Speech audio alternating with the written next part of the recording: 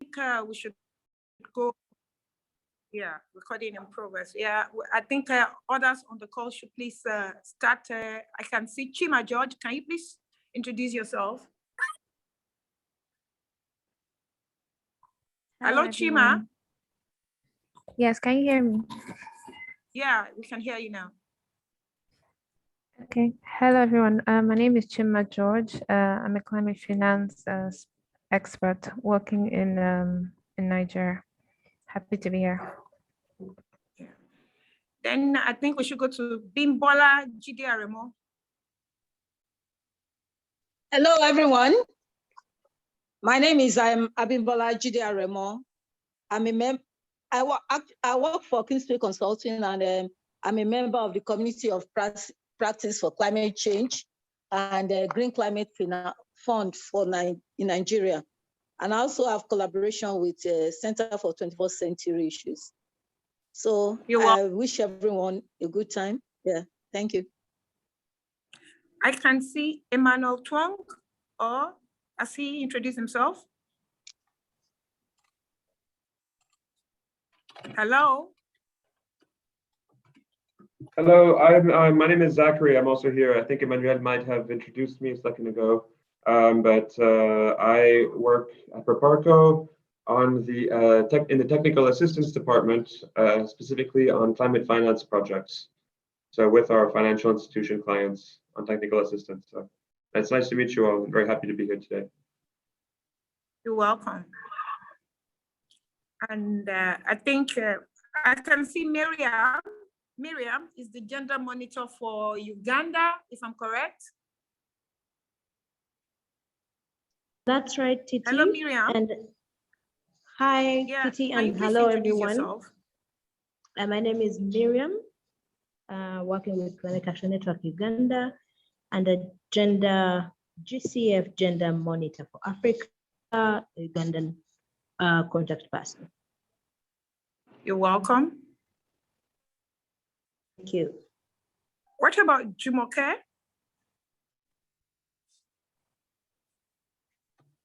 Hello, Jumoke, please introduce yourself quickly. We don't have much time. We just have 1 hour for this program so that we can quickly get to business. Hello, everyone. My name is Jumoke. Hello, Ma. Hello, everyone. Can you hear me? Yes, we can.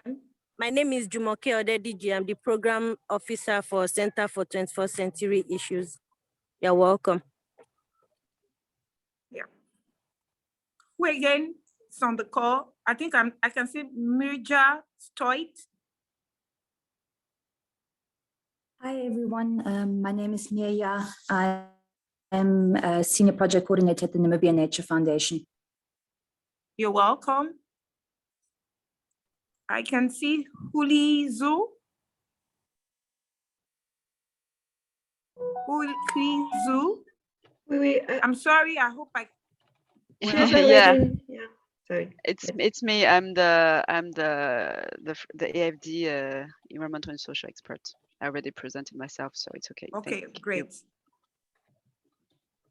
I think everybody here has presented themselves.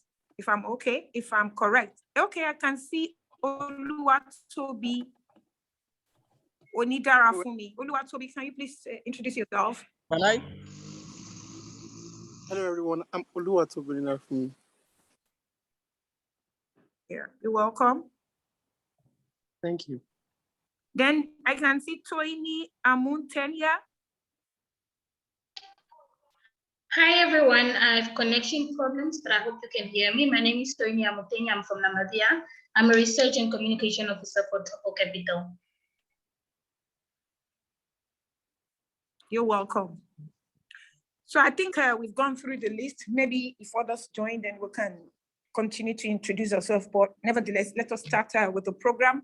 I hope the agenda has been projected based on what we agreed. Now, our organization, like I said, is the Gender Monitor for Anglophone Africa, and we've been monitoring GCF projects on ground, and also we do gender responsive reviews of projects that is slated for approval at the board. So we work in sync with the GCF CSO Observer. We are members, and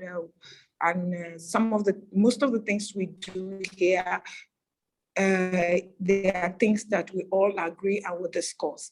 So this GCF Accountability Forum is being supported by African Women Development Fund, and we also have technical support from Women Environment and Development Organization who have been supporting us since we started this Gender Monitors project.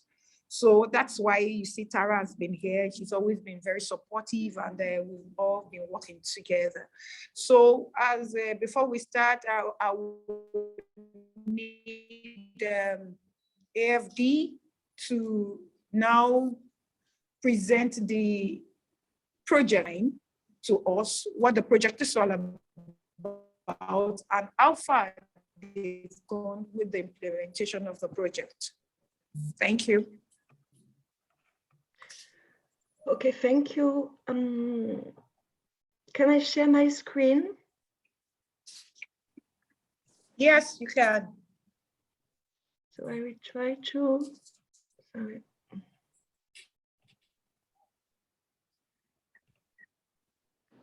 Can you see it now? Yes. Okay, great. So thank you for that. We have prepared some slides for presentation, and I will start this presentation only. So here's a structured. We had think about. So I will start with a very, very rapid overview of a partnership with the GCF as the AFD, and then we'll do an overview of the TFSC program, and then a focus on the gender issues. So just to remind you that AFD was one of the first integrated entity accredited to the GCF. We are accredited since July 2015 with an AMA signed in November 2017. Morocco is also accredited with its AMA signed in 2019. We are currently, we have started our accreditation process, and we will ask for accreditation at the same level, meaning at a large level as an international accredited entity, sorry. We have 6 projects approved as of today for more than 350 million euros of commitments. We have a strong focus on adaptation in Africa and on the small islands as well. The TFSC program was in fact the first program we put to the board to date, and it's the first program on which we have for loan, and for which we are getting many countries and not only one. We also have a large programming, and we are always trying to share lessons of experience through the accreditation to the GCF. We have much enhanced the quality of a project for this partnership, especially on the gender issue we'll talk about.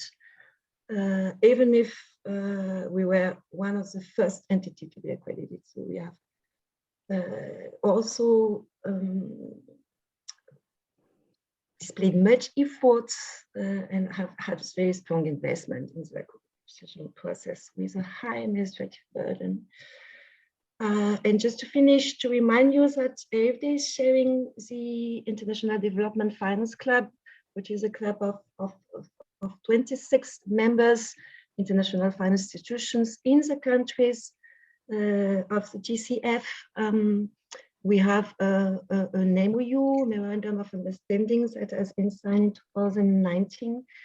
And for this club, we share experience on the accreditation to GCF. We support direct access members, we support members, ITFC members to be accredited or to enhance their skills in terms of climate, and may also help them to develop concept notes and funding proposal. So now we will do directly to the point with an overview of the TFSC program. So yes, so Hélène Massé speaking. The TSFC program, it stands for Transforming Financial Systems for Climate, has been approved in 2018 by the fund and by AWDF Group.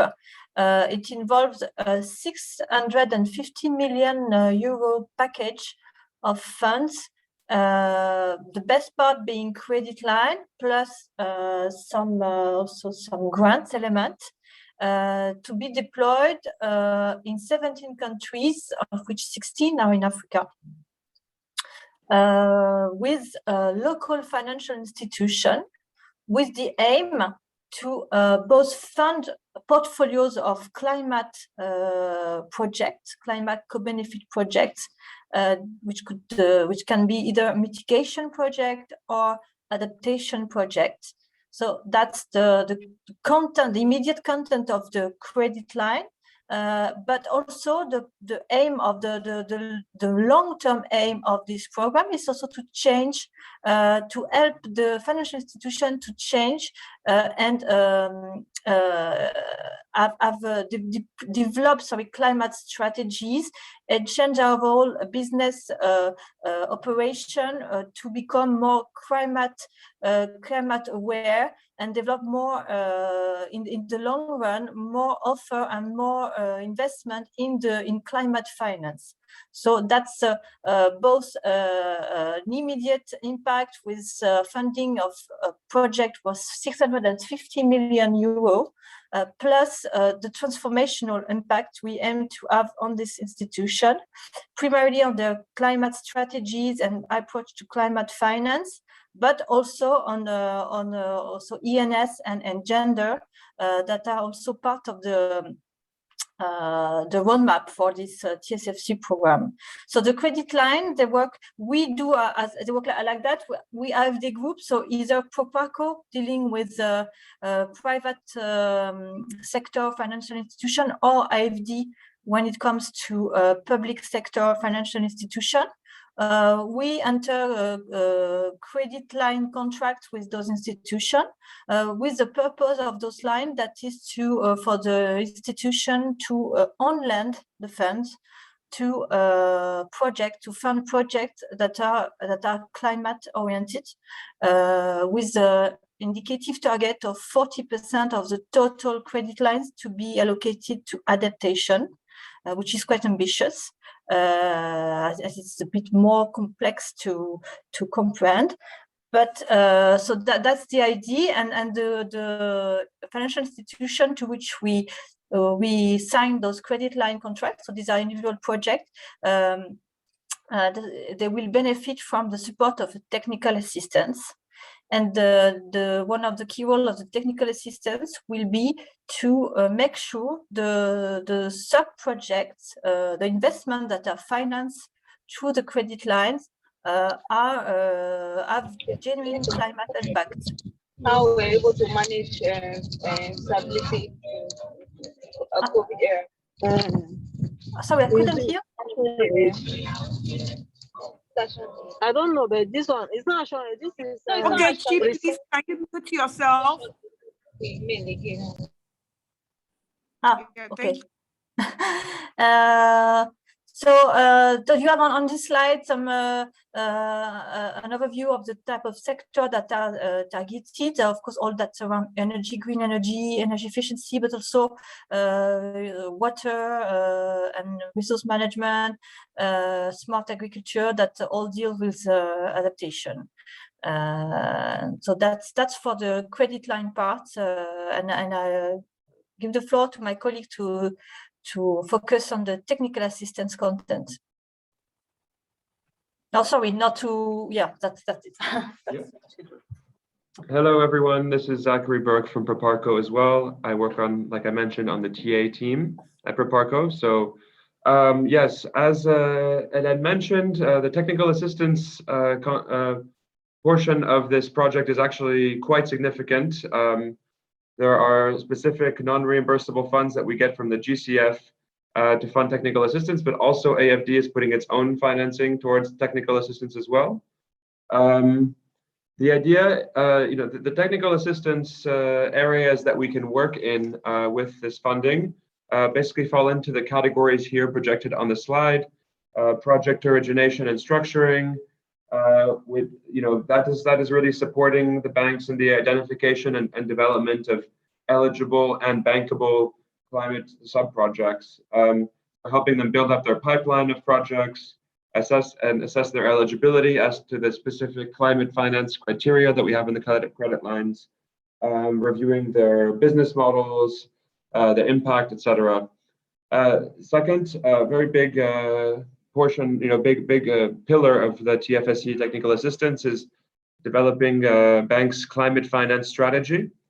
That is, basically helping banks set up specific strategic documents and get those approved by their management on climate finance, developing operational tools, procedures, and internal capacities with regards to climate finance. Third pillar is environmental and social risk management. So that is, supporting banks in assessing financial, reputational, and legal risks, managing measuring the resilience of their, the final beneficiaries of the companies that take the TFSC loans to, measuring their resilience to climate change. Then the fourth pillar, which is the center of, our call today, is supporting the banks in defining and implementing gender policies, basically helping them carry out a diagnosis of where they are at in terms of their treatment of gender within their institutions, and helping them develop action plans and delivering training to implement these action plans. But also a key portion of the gender aspect is also, and my colleague will talk about this later, is looking at the sub-projects themselves from a gender perspective. So, and then the final is marketing and communication activities, helping the banks define, a climate offering for the market. So I just wanted to give you one example here, because we have one project that the technical assistance is moving forward well on, and that is a TFSC South Africa project. My colleagues will be able to tell you where the kind of general program is right after this slide, but just one example for TFSC South Africa in terms of the technical assistance concept, so you can get kind of an idea of how we function here. Because TFSC South Africa has multiple participating banks, we found the need to split certain tasks in one kind of centralized technical assistance provider, while also retaining the tailor-made approach of the program and having each bank choose what it wants to work on with the technical assistance. So this has led us to work with on kind of a dual TA facility approach, with one centralized TA, which is contracted directly by Proparco, and that has been that is basically in the process of being signed and launched, as we speak, over the next couple of weeks. We're in the final stages of getting this set up. And then the other aspect is the dedicated TA facilities that we will have for each bank, which means that basically the banks will be able to choose their own service provider. We will help them define terms of reference and define their needs. But basically, we let the banks recruit their own technical assistance service providers and work with them on building up a TA program that fits the needs of the program and their own ambitions. So, like I mentioned, the central TA procurement for South Africa, it has been nearly finalized. It will work on the three topics here you can see on the screen, which fall into the project origination and structuring topic that I mentioned earlier. Basically helping banks identify eligible climate sub-projects and appraise them. It will work on the key issues of environmental and social aspects, as well as the gender equality components. That is, supporting preparation of gender action plans and their implementation. And that is, one of the reasons we kept this in the central TA is because for us it's really a central aspect of our approach here with these banks. although obviously, this is a climate credit line, gender does play an important role. So, and then the final aspect I wanted to mention in terms of this central TA is that we expect this technical assistance providers that we are recruiting directly as Proparco to provide us with really on the ground, views and expertise. We always ask that our, technical assistance providers include as many local staff as possible, and we privilege consortia built with local consultants, because we cannot be present all the time in all the countries, we on a continuous basis, but we do want to be assisted by local experts who potentially have a better view on what we can develop in terms of climate and ENS and gender actions with the banks. So that is, in the process of being signed for South Africa, and so we're kind of in the launching phase there. And then on the dedicated technical assistance facilities, like I mentioned, Proparco will support the banks in defining these needs. So thank you. If that wasn't too long, please, I think Ahmed is taking over. Yes, thank you, Zachary. Thank you, Hélène.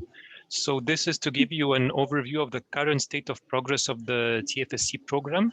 So as of today, TFSC projects have been approved in 4 countries. So Egypt, Ecuador, South Africa, and Nigeria, for a cumulative amount of 501 million euros. So out of the 4 countries, 3 are actually 3 of those countries are the largest African economies, which maximizes the impact of the program in terms of emissions reductions. So the commitment rate of TFSC funds is currently 77%. So like Hélène said, the total amount allocated to the program is 653 million euros. And since we've committed 501 million euros, so this gives us a commitment rate of 77%. So according to the agreement that AFD signed with the GCF, the remaining uncommitted funds must be committed by October 2022. And so additional projects are currently under appraisal in Côte d'Ivoire and Morocco. However, when we talk about commitment, it means approval of the projects by the decision-making bodies of AFD and Proparco. However, disbursement of actual loans by the partner banks has not yet started, and I will explain in the next slide the project life cycle. So the main challenges that we have faced until now are highlighted here. So the first challenge is related to the fact that the scope of the program is restricted to financial institutions that must be capable of borrowing directly. I'm sorry, there's a lot of echo, so can please everyone mute their mics? Thank you.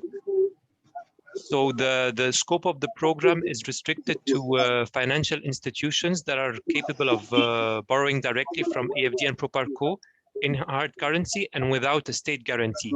So this actually greatly limits the pool of eligible financial institutions, and this will make it unlikely for the program to be implemented in some of the countries. I mean, we won't be able to implement it in all 17 eligible countries, and this is one of the main reasons, because there are simply no financial institutions that are sufficiently solid to be able to borrow directly from AFD or Proparco in hard currency.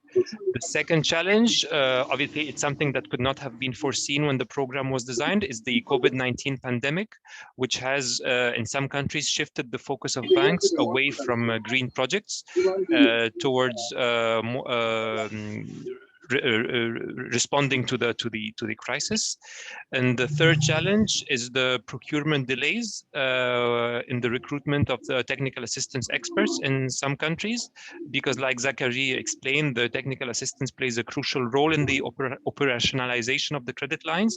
So obviously without the technical assistance, it's difficult to start the disbursements. So next slide, please. Yes, so can you click so we can see all the steps? Yes, thank you. So in this slide, where it summarizes briefly the project life cycle. So the first stage is what we call the appraisal stage. So this starts with the identification of the bank. And so there are two things that are carried out during the appraisal stage. A feasibility study, which is entrusted to external consultants. I'm sorry, can everyone please mute their mics because it's quite, there's a lot of echo, so thank you. So there's the feasibility study, which is entrusted to external consultants. And then there is the due diligence process, which is carried out by AFD or Proparco's in-house experts. So the due diligence covers all aspects. So from anti-money laundering to environmental and social issues, to gender, to green finance, to credit risk. And so the purpose of the appraisal stage is to allow us to confirm whether the financial institution meets the eligibility requirements set by the AFD group and the Green Climate Fund. So currently, like I said, there are two projects which are under appraisal. So in Morocco and Côte d'Ivoire. So once this stage is completed, the next stage is the negotiation stage. So AFD or Proparco negotiate and sign a financing agreement with the partner bank. And in parallel, there the partner bank launches the procurement process for the selection of the technical assistance consultants. So most projects that have been approved are currently in this stage. So the projects in Ecuador, South Africa, and Nigeria, they're in the negotiation stage. So we're negotiating several agreements with banks in those countries. Then once the agreement is signed with the bank, the actual implementation starts. So this is what we call the implementation stage. And so it involves at the level of the credit lines, the disbursement of the subloans to the eligible end beneficiaries. And it also involves the implementation of the various technical assistance activities. So only projects that is currently in the implementation stage is the project in Egypt, but it's still at a very early stage. So no, I mean, AFD has disbursed the first advance to the partner bank in Egypt, but the partner bank has not yet extended subloans, and the technical assistance activities have not yet started. And so once this, according to the agreement that AFD signed with GCF, the deadline for disbursements is April 2026. And so everything has to be completed by 2026. And then the final stage is the repayment stage, because AFD and Proparco, they extend long-term loans to the partner banks, so that the partner banks then have to repay the loans. And the deadline for the final repayment is October 2042. So this gives you a brief overview of the project life cycle. So as you can see, before we can start the actual implementation, there are a lot of steps that have to be carried out, many of which are actually time consuming. And so this explains why, as of today, we have not yet started the actual implementation of the technical assistance activities. So now I will let my colleagues Emmanuel and Wiwi focus more specifically on gender. Thank you. Hi, everybody. This is Emmanuel speaking. So we'll talk a little bit of the gender aspect of the program. So as we said, the gender aspect will be a key component of the program. And we're trying to have a mainstream approach, which means that it will be a global approach. And we try to have some leverage at a different level. So we will not focus only at the sub-project level, but we'll try also to engage with the bank at the bank level. So the first step that we will look at will be how the bank is doing internally in terms of gender. So this will be part of the ENS due diligence, and we will have a strong focus on gender aspects. So that means we will look at the working conditions for women in the bank, checking if the bank is compliant with national, but also international standards such as the IFC performance standard and the ILO standards. We'll look at the workforce balance between men and women, and especially for management role and top management role. So we will see if there is a balance between men and women at the management level. And if not, we'll try to engage with the bank to understand the reason and to set up a gender action plan to achieve or be close to the balance for these management roles. We will look also at what we call women employment quality indicators. That means specific policies dedicated to women, like wage inequity, discrimination, gender-based violence, harassment. And we will look at if there is any grievance mechanism for workers and whistleblowing policies. And also we'll have a focus on the staff capacity of the bank dedicated to gender. So that can be in-house experts for gender, but also if the bank engage with external consultant of gender to receive a specific training, like awareness in gender issues within the workplace, gender-based violence training, and all these kind of aspects. So this part is mainly done by Proparco internally. So as part of the ENS due diligence, we will look at all these aspects, but we will also engage at the project level, which means projects that can be financed through the program, but also projects financed by the bank more generally. So for this one, there will be several areas we can look at. So the first one will be maybe to better understand for the projects financed through the program, better understand, depending on the sectors, the role between men and women, and see if there is some unbalanced situation. And then we will look at an action plan to reduce this inequality. And second action could be to support the bank to try to mitigate potential negative impact. So this will be done through the environmental and social due diligence of each project. And we will try to focus also on the gender part. So this is a component made project by project. And maybe one last point that we can look at that will be more on the creative, on to create positive impact. So we will try to enhance and project dedicated to specifically to women. So that can be a project design for unique needs of women, project that address problem encountered by women. And all these kind of activities will be supported by the technical assistance because they will be on the ground. It's more easy to have in-depth look when you are on the ground, and the technical assistants will do the assessment, but also, which is extremely important, the following up of the plan and also the monitoring.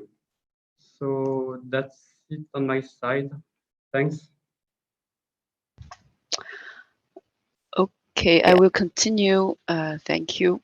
So we just, before we finish, to give you a concrete example of what we can do. So here it's what we did on the Nigerian project. So as you know, Ahmad presented that this project is still at the negotiation stage, which means we haven't signed the project agreement yet. So that's why we can't reveal the name of the partner bank that is involved. So this is the approach here is just one possible approach. It's not a standardized approach. On each appraisal process, it can be different, of course. So what we did here is, more generally speaking, we tried to embark the gender issue already in the feasibility study. So the purpose is to understand what is the existing gender strategy or policy or practices within the bank, identify regarding the economic sectors where it's possible to achieve positive gender impacts, because we know that some sectors are more favorable to others and easier to start with. And another point is to have a basic gender analysis in this targeted sector to understand what could be the opportunities for us. Based on that, identify specific gender objectives for our project, and lastly, start to elaborate a gender action plan. So you have some example here. They are not finalized yet, as I said before. And normally, these gender action plans are supposed to be added also to our financing agreement. So it will be a contractual action plan. It's not just an option. So the key outcome of this gender analysis embarked with this feasibility study that was done in parallel with our own evaluation process is that we managed to have a better understanding of the national context of gender, in particular the existence of the National Action Plan on Gender and Climate Change for Nigeria. And we also had a better view of the existing organization, policy, and practices, and their current performance within the bank regarding both the internal aspects, human resources issues, but also regarding its financial operations, the business aspects. And based on that, action plans have been elaborated and worked with the bank as well, validated by the bank.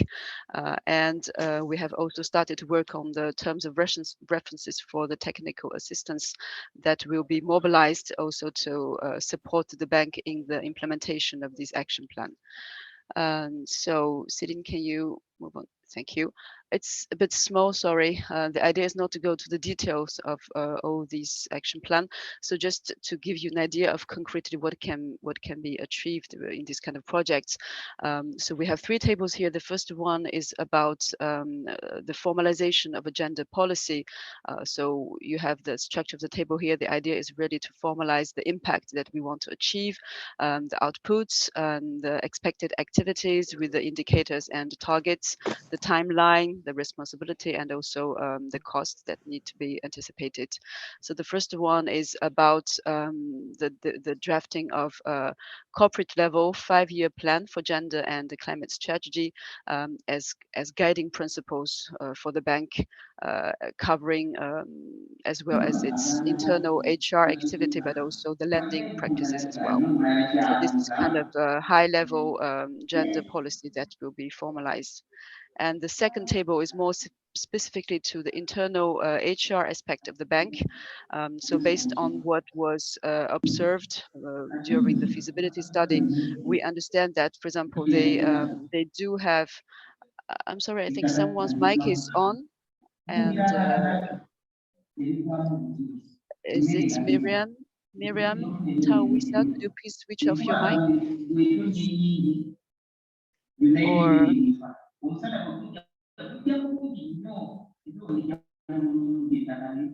Miriam, that's your mic that is on?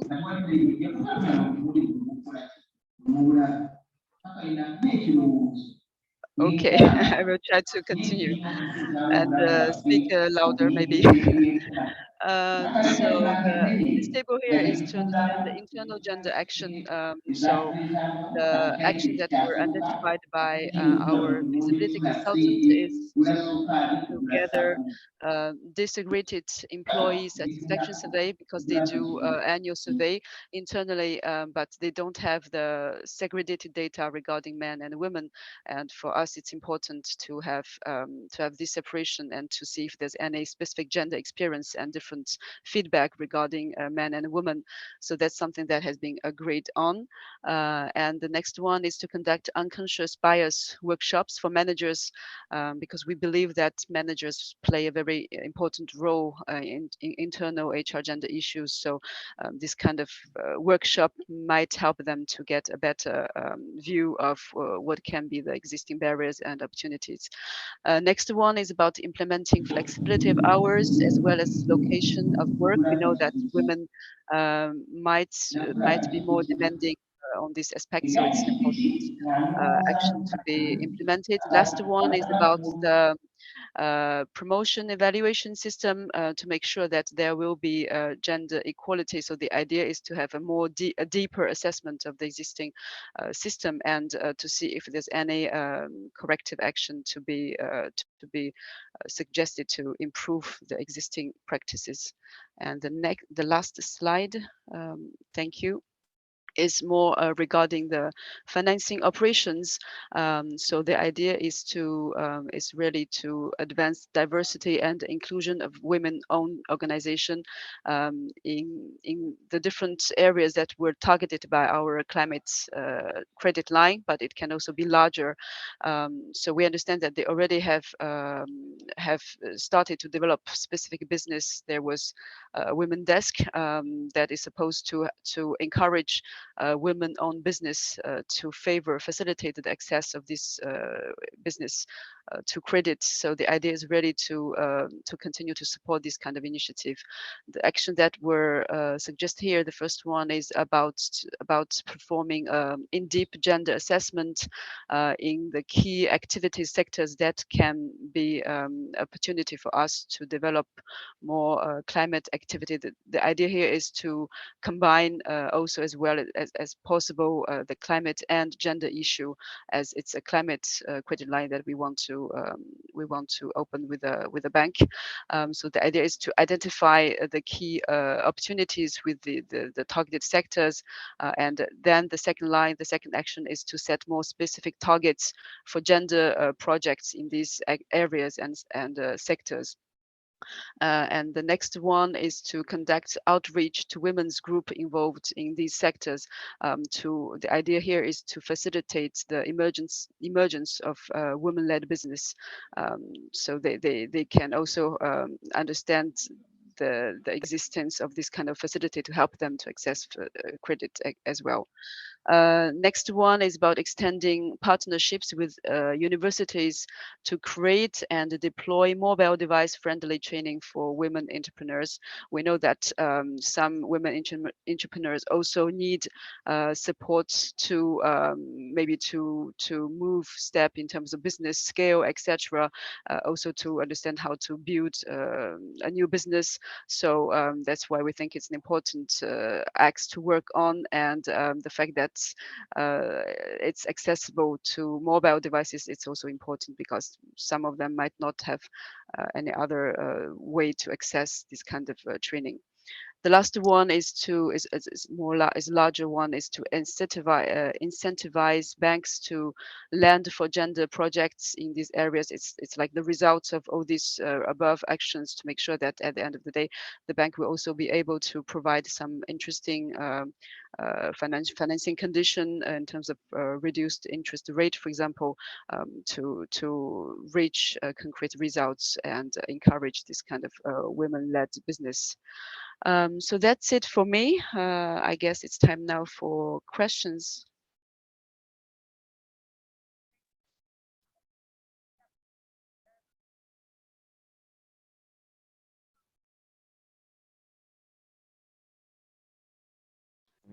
I think yes, it's quite far away. If you can, I don't know if you can speak louder. Can you hear me now? It's better, yes. Okay, it's better, yeah. Yeah, now I think the floor is open for some questions. Though some of the questions we sent to me, it's like you have answered some of them. Yeah. If anybody has any questions before I put one or two questions from what we have already, please you can do that by raise of hands. I think I can see Miriam's hand on. So Miriam, can you please ask your question? Yeah, thank you very much, Titi, and thanks everyone. Thank you, the team, the AFD team, for sharing your experience with the projects. Unfortunately for me, I could only jump in and out of the meeting because of technical challenges. However, I would like to address my question to the last slide, which was the table, the gender action plan for the bank. Considering that what was in the table was aimed at from the beginning, one would like to understand how the experience has been for the 4 years so far. What I learned from the beginning was that the project was meant for 8 years, starting from 2018. That's if I got it correctly. What has been your experience? Because usually some of the challenges that we have found as gender actors is that we have very good projects projecting to mainstream gender. Sometimes there are challenges along the way to make sure that happens. And one of them has been, it's good you talked, the project, the document talked about gender disaggregation. And this for me is a plus.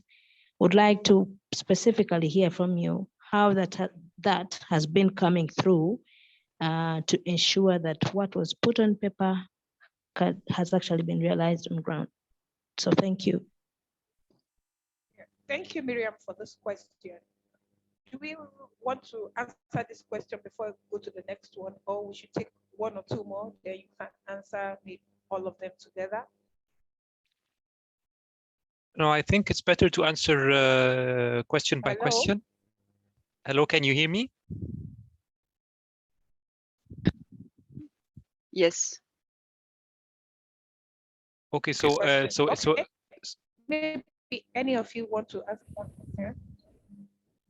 Yes, I can answer the question. So regarding the gender action plan in Nigeria, so the implementation hasn't started yet because, like I explained, the project in Nigeria, it's still at the negotiation stage, which means that actually what was presented by my colleague Wiwi is still under negotiation with the banks. So the implementation of the gender action plan hasn't started yet, and the technical assistance consultants who will support the bank in implementing this gender action plan haven't been recruited yet.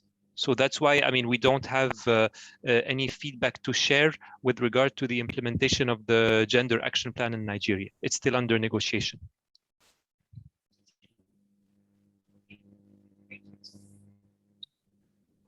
Just because I had mentioned some the South African project earlier, I can just speak to you briefly about our experience with the South African banks discussing these issues. It's in a very preliminary stage as well. As Ahmed mentioned, we focus first on signing all the agreements, and we need our kind of technical expertise in place to help us really understand which proposals of the banks are the most relevant, and also to help us better make proposals ourselves. But I can just tell you that in our discussions during, as Ahmed mentioned, the project lifecycle in the due diligence phase and the project preparation phase with each bank, these are topics that we have discussed, and that the banks actually are quite keen on proposing, at least in the South African banks, in proposing some women's empowerment initiatives that they would like to work on. So it actually is quite encouraging. We are just currently reviewing the different proposals, and we're waiting. Once the consultant is in place, we will be able to work on this more specifically. We're just reviewing the proposals that they have made. Not everything is eligible, just because the TFSC TA component can only finance. It can't just finance participation, or it can't just subsidize. That's just certain costs that the bank should be taking themselves. So there's always kind of a discussion there about like what's eligible, what's not eligible. That's just given what we're allowed to do with the Green Climate Fund money. So, but I would just say that the experience and the proposals put forth by the South African banks so far, it's been quite encouraging to see that they've been proactive about putting proposals forward. Yeah, thank you so much for this response. But before we go to the next question, I just quickly want to ask, is it possible that we know some of these banks that you are negotiating with at the country levels? At this point, I'm not sure whether it's possible, but if it's possible, we want to know so that some of us who are working on ground in these countries might also want to follow up with those banks. Yes, so actually we can reveal the names of the banks once the agreements have been signed with the banks.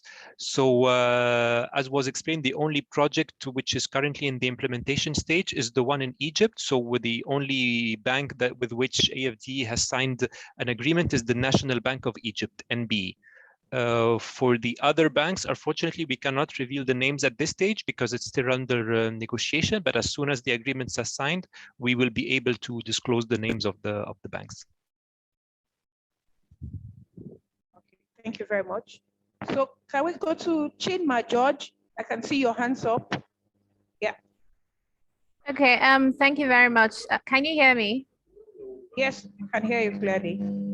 Thank you very much, AFD team, for that presentation. Presently, I work in Nigeria. I'm working with the CFA, Climate Finance Accelerator. It's a project by the British government in technical assistance and advisory for 8 middle-income countries, and Nigeria is part of it. So what we have been doing over the past, it was first launched in 2019, and we launched again this year. We have been communicating with banks, financial institutions, and also SMEs.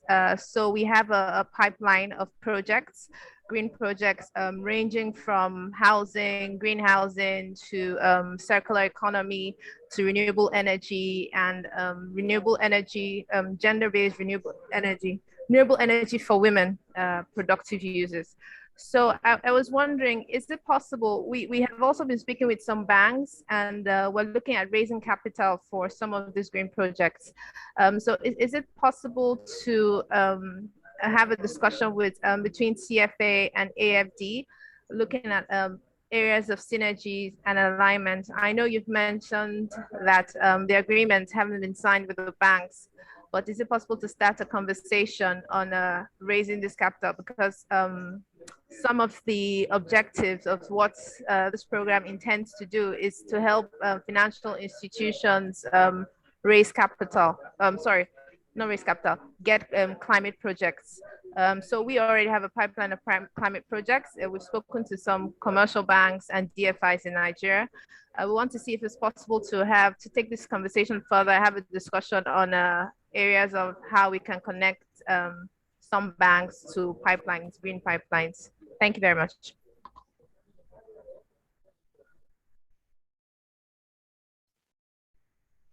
Yes, who wants to respond to that? Okay, so just to clarify, so AFD and Proparco only deal with the partner banks.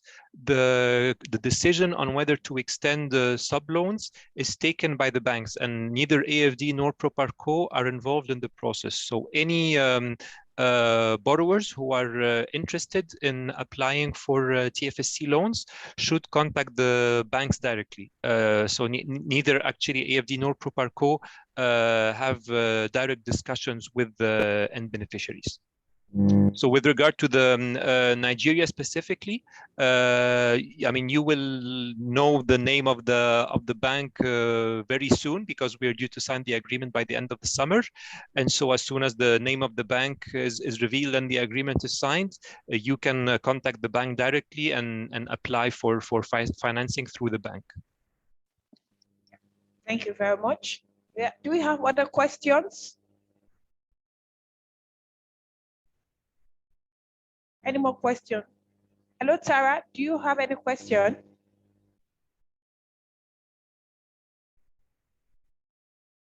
Oh, Tara is no longer there. Do you have any other question? Please, if we don't have any other question, maybe I'll just look through some of the questions that are not yet answered. I think one of them is we were asking whether CSOs have been involved at any point since you started the implementation of this project. Yama Wasutu.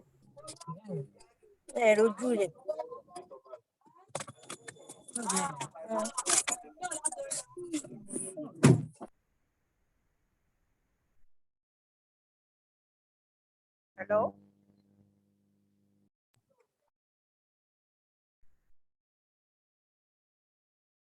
Was to respond to that question, whether civil society organizations have been involved at any point in time at this level of the project implementation. Hello? We can't hear you clearly. The sound is very far. Okay, can you hear now? Can you yes, hear it's me? much better now, yes. Okay, I'm asking whether we have one question that I've sent to you ahead.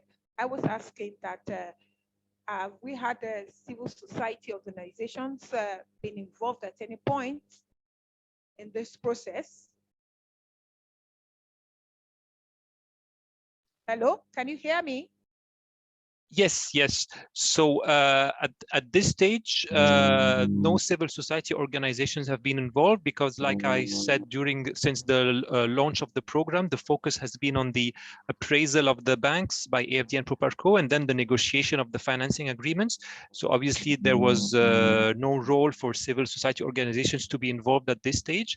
However, during the implementation stage, when it starts, civil society organizations could be involved within the framework of the technical assistance activities. We cannot, I mean, all the technical assistance programs are not structured in the same way. They vary from country to country. So we cannot say for sure what will be the role of civil society organizations in each country, but the civil society organizations could definitely have a role to play during the implementation stage as part of the technical assistance activities. I think I have one question here. Someone from Cameroon.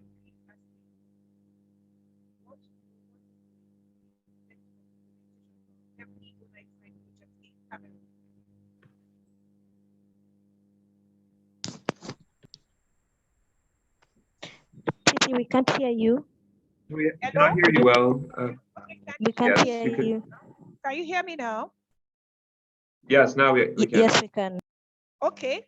Someone is asking, what is the status of implementation of this project in Cameroon? I presume the person is talking from Cameroon, wants to know what is happening to the Cameroon part of that project. I hope you heard me well. Yes, yes, we heard you. So the program has not been implemented in Cameroon because we have not been able to identify a suitable financial institution that could borrow from AFD or Proparco and implement the program. Like I explained during the presentation, one of the main challenges is the fact that the program is restricted to financial institutions that can borrow in hard currency from AFD or Proparco. So this explains why we haven't been able to implement it in Cameroon until now. Thank you very much. Yeah, I can see Miriam's hand up again. Or is this the older hand? Hello, Miriam. It's a new one, Titi, and thank you so much. I take this to be a yes for me to go ahead and ask. Yes, you can. Yeah, my apologies for coming again, but I think, I'm sorry I didn't get the gentleman's name, really has given very good insights and leading to questions, which for me, I think is a good thing. One, you, of course, informed that that the projects have not yet taken off in the 17 countries. And so it may not be possible for you to give feedback, but I just wanted to pick up from you whether there's already, as part of your strategy, an M&E arrangement. Because as we see the table, the information right there is very good. And I think it's something that one may be coming from the background of monitoring, one may be able to follow through.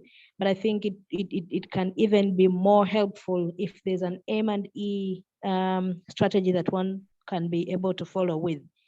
Secondly, and lastly, is on the implementation, particularly following up on the conversation with the civil society. I think one may also want to find out whether there's an implementation strategy or a structure in line. Otherwise, if there's no structure, then it means that the involvement of critical contributors and partners or stakeholders in such a process that is just about to happen may be lost in the cracks because of the absence of a structure or a strategy to ensure that everyone is included and everyone is gotten on board.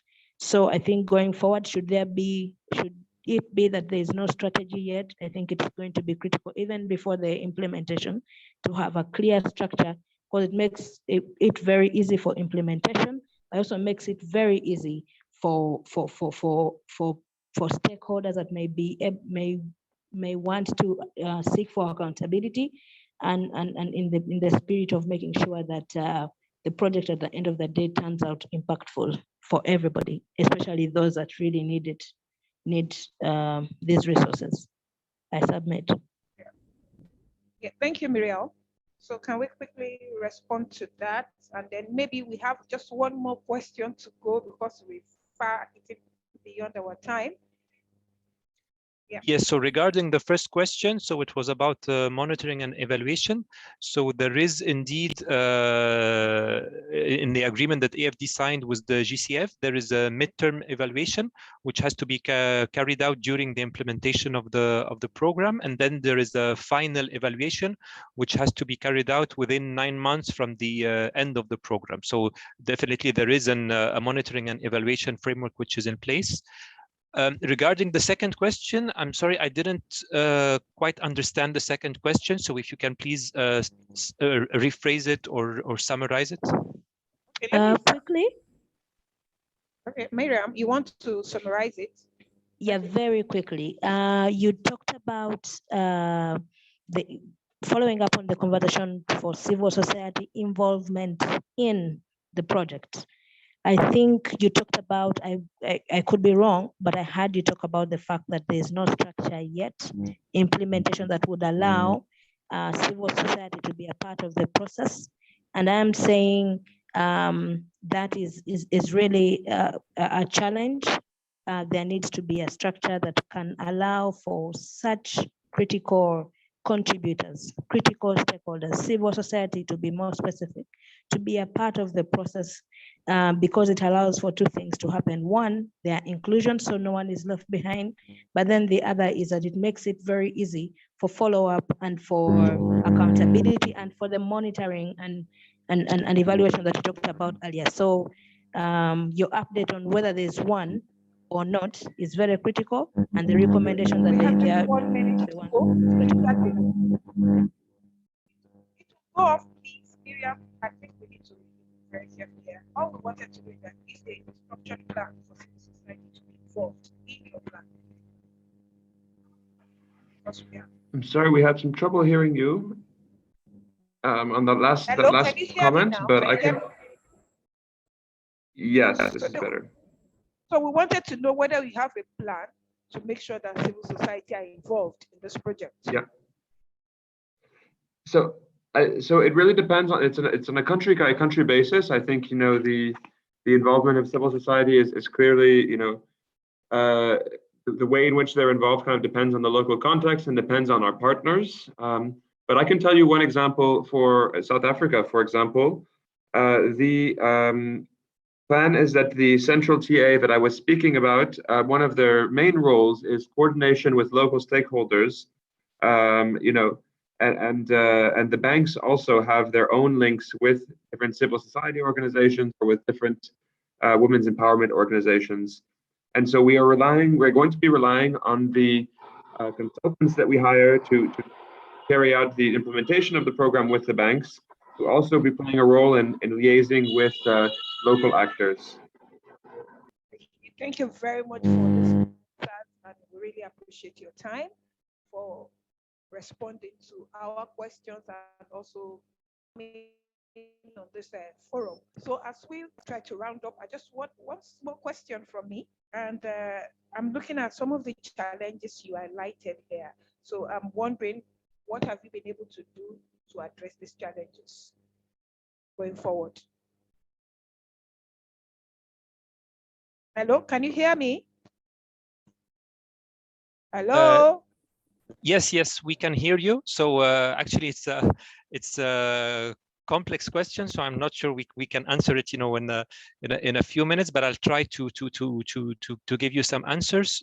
So regarding the first challenge, like I said, it's the fact that it's not easy to identify eligible financial institutions. So the way we have addressed this challenge is by carrying out market studies in several countries, and the market studies help us to assess the existing demand for green financing existing in the countries in question, the existing offers, and to identify this whether there are financial institutions that could take part in the implementation of the program. So I'd say the first challenge, it was mainly addressed through those market studies, which have been very helpful for us. The second challenge was related to the COVID-19 pandemic. So obviously this is, I mean, like I said, it shifted the focus of some banks away from green projects. So what we've done is basically to pursue the discussions with the banks.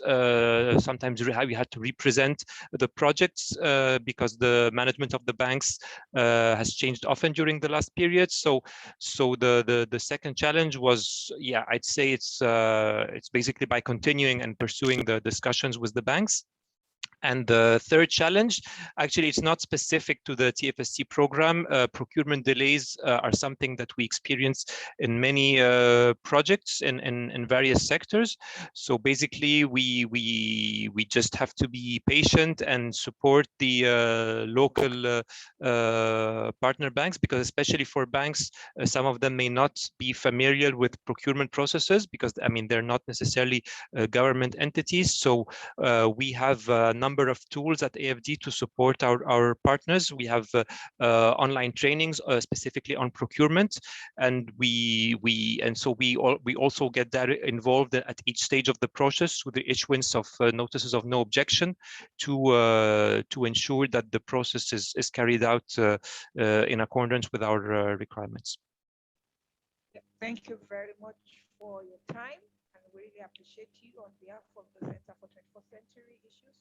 I want to say a big thank you to you for honoring us today, and know for sure that we will continue to engage with you concerning this project, especially to the banks that you come up with in our various countries. As we are now, we already know that we have about 5 or so countries that maybe there's going to be a possible agreement with banks that are going to implement on the ground. So we will continue to get in touch with you, and want to say a big thank you to you. Thank you so much. We appreciate your time. If you have any final word from you before we call it a day. No, thank you for this opportunity again. So we're also very pleased to share our experience on the program. Thank you to colleagues. Yeah. Thank you very much. All these precisions, and so don't hesitate to come back to us for an update. Thank you very much. Thank you very much. Yeah. Thanks. Okay, bye. Bye. Very much. Bye. Bye. Good update. Bye. Thank you. Bye-bye. Thank you and bye.